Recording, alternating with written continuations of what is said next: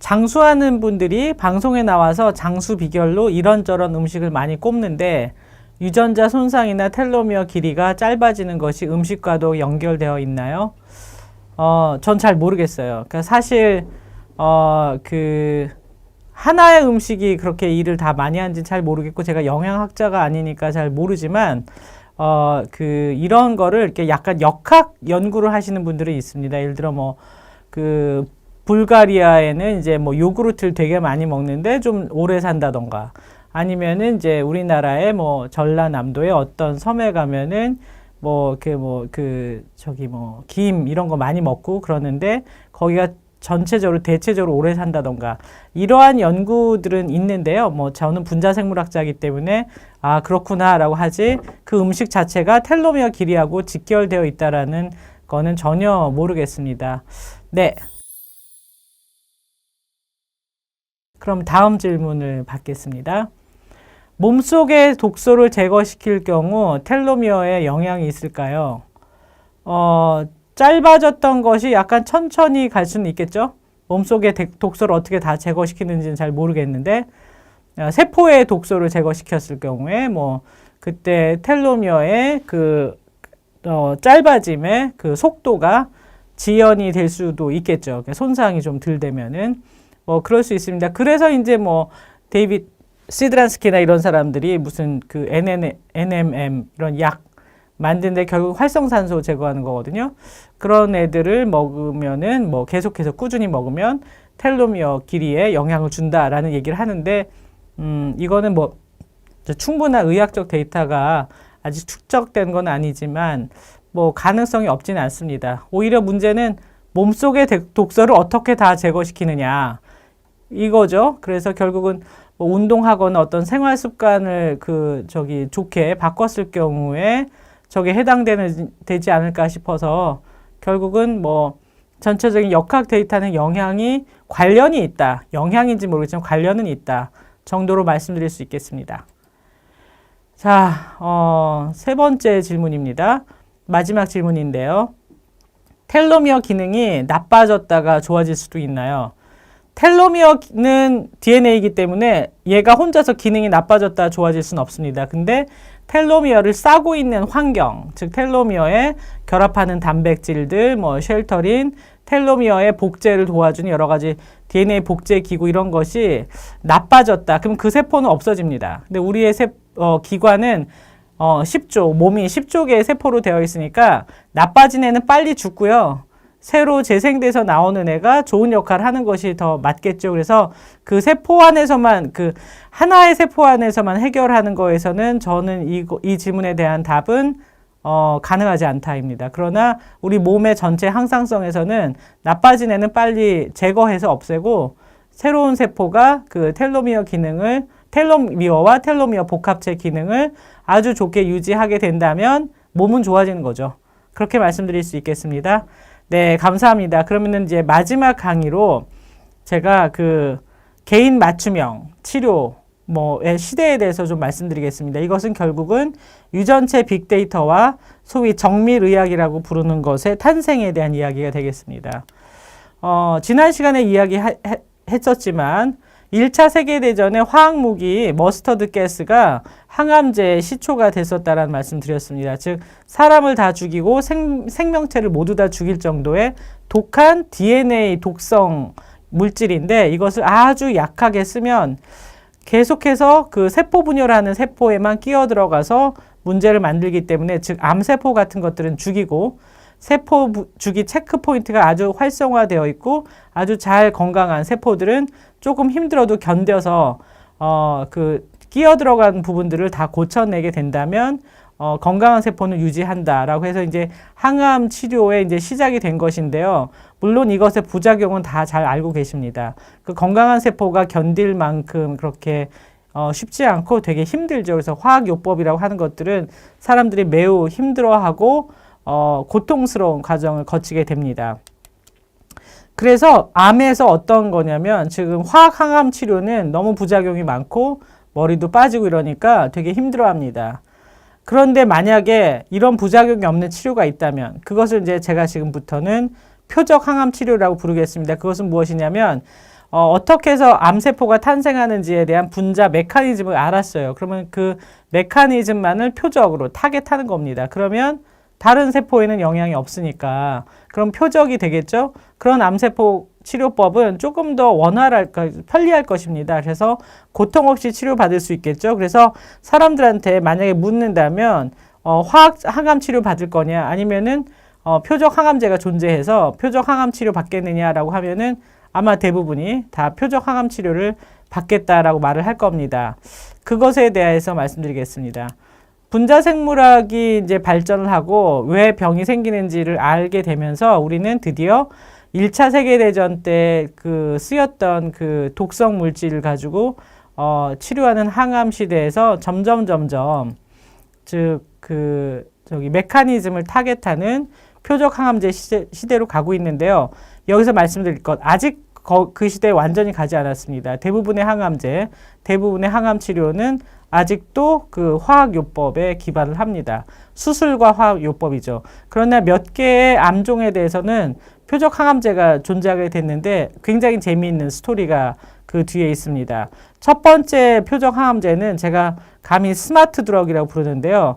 이제까지는 계속해서 어떤 경험상으로 이렇게 하니까는 암세포가 죽더라라는 이제 어떻게 보면 더듬이식의 것이었다면 드디어 그 과학적인 메커니즘을 안 다음에 그것을 타겟하는 아주 영리한 방법을 쓴 최초의 그 치료제 드럭이 되겠습니다.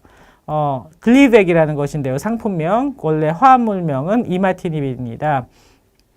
이것은 아주 간단한 메커니즘을 타겟했는데 그 만성 백혈병에서 보면은 그 필라델피아 크로모솜이라는 게 탄생하는 것이 만성 백혈병 중에 일부의 원인이라는 걸 알게 되었었습니다. 그건 뭐냐면 필라델피아 지방에서 발견을 했었는데 9번 염색체와 22번 염색체가 딱 잘린 다음에 두 개 이렇게 딱 붙는 거예요. 그래서 드디어는 뭐냐면 원래는 정상세포라면 존재하지 않는 이 암세포에서는 BCR이란 단백질과 ABL이란 에이블 단백질이 이렇게 융합을 해버려요.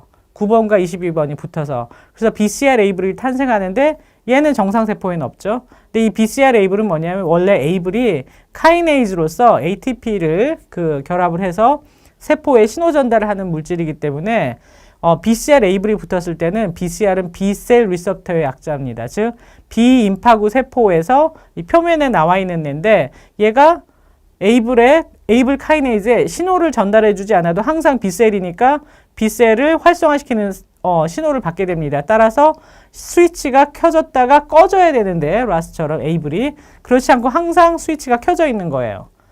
그래서 암이 된다는 것을 발견했었습니다. 그게 이제 필라델피아 크로모솜인데 이 BCR 에이블을 타겟한 게 바로 그 글리백이 되겠습니다. 이마티닙. 어떻게 했냐면 노바티스에서 이게 이제 이 다국적 제약 업계의 엄청난 경쟁입니다. 이 메커니즘을 발견한 사람이 있었고요. 이건 이제 대학의 교수였습니다.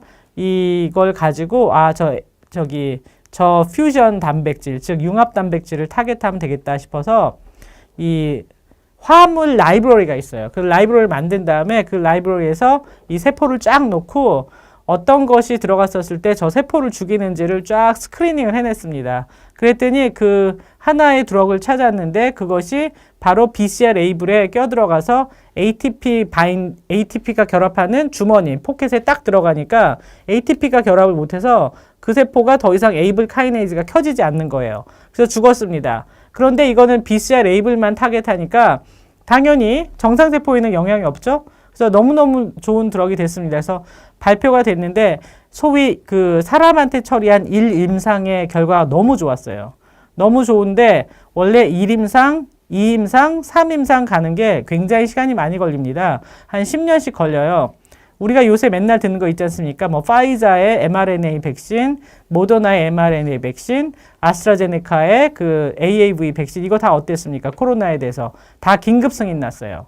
즉 뭐냐면 굉장히 빠른 속도로 승인해 준 거거든요. 그리고 2상, 3상도 엄청나게 빨리 한 겁니다. 팬데믹이니까. 마찬가지로 아무리 항암제여서 해도 그 암세포에 대해서, 그러니까 암 환자에 대해서 처리하는 거지만 임상의 속도는 훨씬 더 느립니다. 근데 1임상의 결과가 너무 좋은 거예요. 게다가 경구용입니다. 즉 먹는 거예요. 주사 맞는 게 아니라. 그러니까 매일 먹으면 되는데 부작용도 너무 없고 백혈병 세포들은 죽어나가고.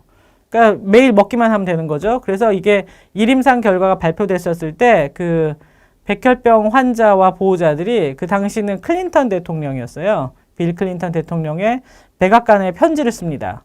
이걸 빨리 임상 허가를 하게 해달라고. 그래서 막 편지를 써서 3임상까지 가지 않았는데 허가를 해서 공개한 최초의 드럭이 되겠어요. 그 정도로 획기적이었습니다. 지금은 뭐냐면 이 글리백은 그 이제 특허가 풀려서 이거 유사한 제네릭도 많이 나왔는데 그 특허 풀리기 전에도 뭐냐면 저런 비슷한 메커니즘을 사용하는 예를 들어 C키트가 많이 발현되는 그러한 암종이라든가 다른 거에도 많이 광범하게 쓰여서 굉장히 좋은 드럭입니다. 그래서 경구용 항암제로서 최초의 성공제인 거였죠.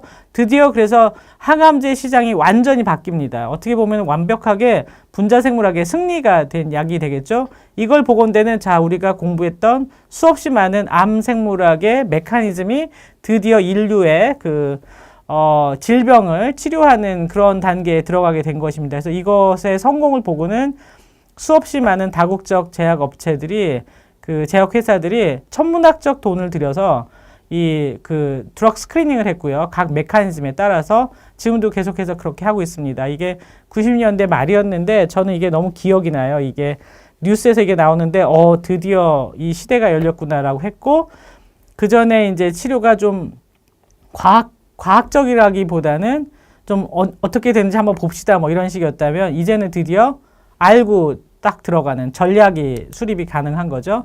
그래서 이제 두 번째로 가장 각광을 받고 굉장히 재미있는 현상이 일어났었던 거는 언급드리는 이 그 폐암 치료제입니다. 그러니까 백혈병에 비해서 폐암이 훨씬 더 많아요. 그리고 이제 훨씬 더 괴롭히는 일이 많죠. 그래서 아스트라제네카입니다. 그 아스트라제네카는 원래 백신 회사가 아니라 이 그 항암제 회사예요. 아주 유명한. 근데 아스트라제네카는 요번에 백신 만들 때는 자기네가 항암제로 너무너무 많이 돈을 버니까 인류를 구원하기 위해서 좀 이렇게 싼 그 백신을 만들고자 했다고 하죠. 그래서 옥스퍼드 제너 연구소에 생산물을 가져다가 아스트라제네카에서 임상시험을 해서 공급을 한 것이 현재 이제 아스트라제네카의 코비드-19 백신이 되겠습니다. 어쨌든 항암제 회사인데 백신 경쟁에서는 mRNA 백신에 비해서 마치 진 것처럼 됐지만 사실은 상당히 싼 백신을 만들어서 그것을 전 세계에 공급하기 때문에 어찌 보면은 향후에 나중에 평가하면은 다른 얘기가 나올 수도 있는 그런 아주 재미있는 시절에 우리가 살고 있는 것 같긴 합니다. 여튼 새길로 갔지만 아스트라제네카의 그 혁혁한 공이 들어가서 그야말로 엄청난 새로운 시대를 맞이하게 된 계기의 약을 소개하겠습니다. 일회사라는 약인데요. 그 상품명이 일회사고 화물명은 제피티닙입니다. 이거는 폐암 치료제인데 폐암의 원인 중에서 이게 세포 표면에 세포 성장 호르몬의 수용체인 EGFR의 돌연 변이가 그 폐암을 만든다는 거를 과학자들이 발견을 했습니다. 그래서 아스트라제네카는 어떻게 했냐면 똑같은 화합물 스크리닝을 했는데 이 EGFR을 타겟하는 즉 EGFR의 돌연 변이를 타겟하는 약을 스크리닝을 했습니다. 그래서 이 회사를 찾았고요. 제피티닙을 12명 찾았었을 때 그 네이처에서 막 떠들었던 걸 저는 지금도 생생히 기억하는데 드디어 우리가 암을 거의 이제 정복할 수 있을 것처럼 얘기를 했었습니다. 그것은 사실은 맞습니다. 왜냐하면 EGFR의 돌연 변이는 폐암에만 있는 게 아니라 굉장히 많은 암종에 있거든요. 처리했는데 12명의 임상시험을 했는데 1임상에서 굉장히 좋았어요. 효과가. 3명은 완전히 완치가 됐고 이것도 경구용이에요. 그러니까 경구용의 특징은 뭐냐면 매일 먹으니까 사실은 어떻게 보면 이런 말 해도 되는지 모르겠는데 약장사로서는 최고로 좋은 겁니다. 계속 그거에 의존하게 되잖아요. 계속 먹으니까. 그러니까 주사제보다 사람들한테는 편리하고. 그러니까 경구용 약이 그래서 굉장히 좋은 겁니다. 이 코로나 때도 지금 경구용 약 나왔다고 해가지고 게임 체인저라고 우리가 막 얘기하는 이유도 그겁니다. 그래서 경구용 항암제를 만들었고요. 글리펙하고 같습니다. 그래서 처리를 했더니 너무 효과가 좋았는데 문제는 12명 중에서 2명이 간질이 나왔어요. 그래서 한 명은 다른 한 명은 죽었고 그러니까 FDA가 허가를 중단했습니다. 왜냐하면 한 명이라도 인명 피해가 있으면 허가를 중단하거든요. 그러니까 누가 낳는다 하더라도 위험한 거는 허용하지 않는 것이 각국의 식약처, 식약 FDA 같은 곳의 원칙입니다. 그래서 함부로 인간한테 이제 그 실험을 하지 못하도록 하는 것이죠. 그러나 이제 연구는 진행이 되고 있었기 때문에 어떤 게 허가가 중단이 됐었는데 그래서 이제 지옥으로 떨어졌죠. 사실 천문학적인 돈을 들여서 개발을 했는데 근데 일본에서 어떤 데이터가 나왔냐면 임상 실험이 진행되고 있었는데 최고의 의학 저널에 실린 그 내용입니다.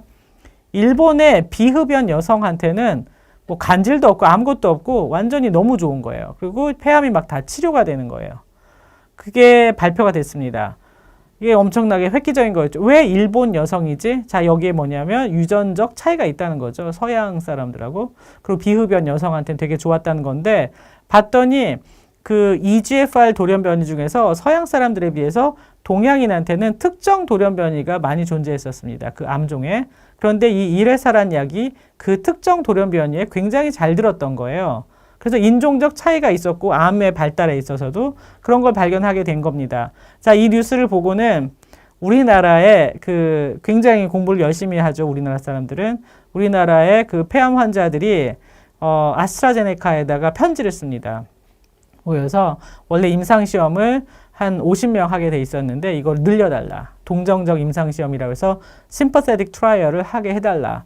그래서 다 모여서 편지를 썼어요. 그래서 아스트라제네카가 그것을 허용을 합니다. 그래서 동정적 임상시험을 해서 제 기억이 맞다면 그 50명이 아니라 한 뭐 500명 이렇게 했는데 거기서 굉장히 좋은 결과를 나타냈어요. 그래서 FDA가 아시아 사람들한테는 이 약을 써도 좋다고 허가를 합니다. 그러니까 즉 EGFR의 특정 돌연변이가 있는 것에는 일회사가 듣는다는 거죠. 그래서 지옥에서 천국으로 다시 올라가는 거죠. 이제 이래서 이제 아스트라제네카는 그야말로 너무너무 획기적인 폐암 치료제를 생산해내게 된 겁니다. 그게 이제 상당히 많은 사람들의 그 생명을 구했기 때문에 굉장히 좋은 약이죠. 자, 이 이야기는 뭐냐면 여기서 그야말로 이 개념이 나오게 됩니다. 약을 만들면요, 어디서 임상시험했느냐가 되게 중요해요. 주로 다 이제 뭐 서양에서 했단 말이에요. 미국, 영국, 스위스 이런 데가 그 큰 제약업체들이 있고, 그 다음에 거기서 상당히 많은 임상시험을 그 연구소에서 진행을 하니까 인종적으로 되게 다른데, 아시아에서는 거의 안 했었어요. 그러니까 우리가 약을 신약이라고 해서 만들어서 해도 어떤 사람한테는 듣지만 어떤 사람한테는 안 듣는데, 안 듣는 확률이 되게 컸던 거죠. 그러니까 한번 해봅시다. 뭐 이런 식의. 그런데 이걸 보건대는 자, 아시아가 굉장히 중요한 임상시험으로 떠올랐고요. 그 얘기는 뭐냐면 사람마다 다른 유전자, 그 다음에 인종마다 사실은 어떤 가게마다 좀 특정 유전자의 변이가 존재하고 그런 것이 치료에서 매우 중요하다. 즉, 개인 맞춤형, 그전엔 정밀의학, 이런 개념이 나오게 되는 겁니다. 그래서 유전자형에 따른 치료, 이것이 이제 정밀의학의 개념이 되겠어요. 그래서 이 시대가 열리기 시작했습니다. 자, 이런 게 알려졌지만 병원 현장은 역시 여전히 그렇지 않아요. 병원 현장은 뭐 원래 하던 대로 해야 됩니다. 왜냐하면 그 병원은 이제 실험실이 아니거든요. 뭐 저는 실험실이지만 실험실에서는 가능한 것이 병원까지 가려면 훨씬 더 많은 시간이 걸립니다. 뭐 10년, 15년씩 이렇게 걸리는데 환자들은 또 그렇게 생각을 안 하죠. 그래서 이제 그 중에 한 명이 바로 이제 스티브 잡스입니다. 병원까지 오래 걸리는 거는 이거는 당연한 거예요. 왜냐하면 인명은 너무 소중하기 때문에 뭐 기니픽이나 실험용 생쥐처럼 사람한테 막 실험하면 안 되니까. 그래서 이제 여러 가지를 거쳐서 오래 걸리게 되는 겁니다. 자, 스티브 잡스는 이제 돌아가셨죠. 이분이 사실은 췌장암 수술을 한번 하고도 그 유명한 스탠포드 대학에서의 그 15분 명연설을 했습니다. 뭐 stay hungry, stay foolish 이러면서 그때 이제 자기가 췌장암 극복한 얘기도 하고 했었는데, 자, 이 스티브 잡스는 누구보다 첨단 과학의 내용에 접근해 있고 정보를 다 알고 있었던 사람이에요. 이 사람의 이제 췌장암이 다시 재발을 했는데 잡스가 무슨 생각을 했냐면 병원은 너무 느려. 그리고 나는 그 외과 의사들 별로 못 믿겠다. 내가 한번 수술해봤는데 또 재발했고. 그래서 어떤 걸 했냐면 내 유전자를 모두 다 시퀀싱 해내면 어느 돌연변이가 있는지를 찾아서 그것을 타겟하는 약을 찾을 수 있다면 내 병을 고칠 수 있다라고 생각해가지고 그 브로드 인스티튜트하고 해서 자기 유전자를 몇 번을 시퀀싱을 했습니다. 당시는 자기 유전자를 모두 다 시퀀싱한 사람이 그렇게 많지 않았어요. 전 세계 한 20명 이내. 그러니까 이 사람은 그 중에 파이오니어 중에 한 명입니다. 물론 돈도 많았기 때문에 그 호사가들이 얘기한 거로는 한 20억 썼을 거다. 아니면 10억 썼을 거다. 이렇게 얘기를 합니다. 근데 어쨌든 돈을 많이 써서 시퀀싱을 했어요. 그래서 63개의 돌연변이를 찾았는데 63개 중에서 어디를 타겟하지? 이게 문제가 된 겁니다. 왜냐하면 이 유전자에 이 약이 타겟된다는 걸 아는 정보도 없거니와 가장 중요한 그 돌연변이를 타겟해야 되는데 그게 뭔지를 판단할 만한 데이터가 없었던 겁니다. 자, 그래서 그 데이터가 없으니까 20명 정도의 데이터로는 췌장암 환자도 거의 없었고 그때는 잡스만 있었고 그래서 잡스는 시퀀싱은 많이 했으나 성공하지 못했고 수술도 안 했기 때문에 돌아가셨죠. 그래서 지금은 이제 잡스는 없는데 그 다음에 어떤 일이 생겼냐면 자 20명밖에 없었잖아요. 근데 만약에 이 데이터 사이즈가 엄청나게 커져서 1000명, 10,000명, 10만 명 이렇게 되잖아요. 그러면은 63개 뮤테이션이 다 있다 해도 공집합으로 쭉 가서 어딘가가 가장 중요한 타겟이라는 게 나옵니다. 아까 BCR-ABL, EGFR 뮤테이션 이런 것처럼. 그러면 거기를 타겟하면 되는 것이고 그리고 이제 어떤 유전자의 돌연변이에 어떤 약이 듣는지를 맞춰내는 그런 동반 진단에 역량이 있다면 결국은 빅데이터 사이즈 안에서 제대로 된 타겟을 찾을 수 있죠. 여기에 어떤 문제가 생기냐면 잡스처럼 다 부자가 아니에요. 그러니까 10억씩 내서 시퀀싱을 해서 1000명, 10,000명이 할 일은 만무합니다. 근데 이 기술이 많이 발전을 하고 그 회사들이 엄청난 기계를 만들면서 갑자기 이 차세대 염기설 분석법이 엄청나게 발전을 해서 이제는 병원에 가면은 100만 원도 안 돼요. 10만 원에도 할 수 있습니다. 이렇게 비용이 싸졌어요. 그 얘기는 뭐냐면 훨씬 더 많은 사람들이 유전체 분석을 하게 된다는 거죠. 그래서 빅데이터의 힘입니다. 이렇게 되면은 이것 때문에 타겟을 잘 할 수 있는 정보를 얻어내게 되는 것. 자, 이게 바로 이제 개인 맞춤형 이전에 정밀의학으로 갈 때 아주 기반이 되는 일이 되는 거죠. 그래서 유전체 데이터가 중요해졌습니다. 즉 값이 싸지면서 가능해졌는데 그래서 빅데이터의 힘이 되겠습니다. 근데 그냥 막 시퀀싱만 하면 될까? 그게 다일까라는 생각을 한번 해봤습니다. 자, 그래서 어쨌든 개념은 열렸으나 아직 그 시절에 우리는 도달하지 않았지만 가고 있는데요. 이것은 이제 지금 이제 바이든 대통령이 되셨지만 당시 부통령이었던 2016년이었는데 2015년에 이제 부통령의 아들인 보 바이든이 어느 주의 법무부 장관까지 하고 굉장히 유능한 정치인이었다고 하고 매우 이제 유망한 사람이었는데 그분이 뇌암으로 돌아가셨어요. 그랬는데 당시에 여러 가지 정보를 알고 있었기 때문에 바이든이 생각했던 건 뭐냐면 우리가 과학이 훨씬 더 많이 발전하고 정보를 많이 가지고 있었다면 내 아들이 어쩌면 표적 항암제로 살 수도 있었을지도 모른다. 그리고 유전체 정보를 알고 있다면 그래서 소위 정밀의학, 프리시전 메디슨이라는 얘기를 하게 되고요. 그러니까 과학자들의 얘기를 들어서 유전체 정보를 가지고 얘기를 하는 거죠. 그거를 이제 오바마 대통령한테 얘기를 했습니다. 그래서 오바마 대통령이 2016년에 올해는 이제 정밀의학 원년입니다라고 하면서 마치 달나라 가는 걸 선포하는 대통령 그리고 유전체 지도를 완성하겠다고 선포한 빌 클린턴과 토니 블레어 이런 것처럼 미국의 대통령으로서 전 세계를 향해서 이제 미국은 정밀의학의 원년으로 갑니다라고 하면서 선포를 합니다. 훨씬 더 많은 정책이 이 정밀의학을 지원할 것이고 연구를 훨씬 더 많이 지원을 하고 그리고 기술을 발전시켜서 정밀의학으로 갑니다라는 얘기를 하는데 옆에 사진 보시면 DNA를 이렇게 같이 이렇게 찍었죠. 오바마가 DNA를 뭘 압니까? 그런데 저건 뭐냐면 최고의 정치 지도자로서 새로운 시대를 열겠다는 얘기를 한 것입니다. 지금 그래서 우리가 그 길목에서 터져 나오는 곳에 살고 있는데요. 왜 이런 얘기가 가능했냐면 이제 수십 년 동안 이제 분자생물학자들이 연구를 하면서 그러니까 병원에서의 적용은 굉장히 훨씬 더 오래 걸리지만 뭘 알고 있었냐면 옛날부터 그건 알고 있었어요. 같은 마취제를 하더라도 한 몇 %의 사람은 절대 마취가 안 돼요. 문제가 돼요. 그러니까 뭔가 유전자가 다른 거예요.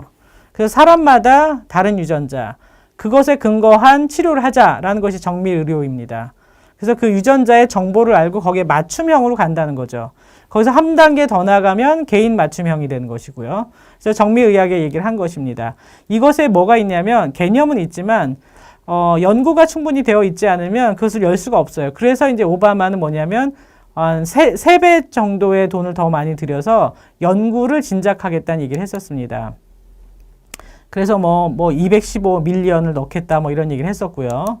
자, 이게 그 미국에서만 있었냐면은 영국에서도 있었어요. 영국에서는 뭐냐면 P4라고 해가지고 캐터펄트 프로젝트를 했는데 이게 정밀의료의 프로젝트입니다. 여기서도 돈을 훨씬 더 많이 넣어서 하겠다. 그러면서 predict, 즉 예견하고 prevent, 예방하고 personalize, 개인화하고 그 다음에 participate, 그러니까 참여하고 이렇게 P4의 메디슨이 바로 정밀의학이다라고 얘기를 했습니다.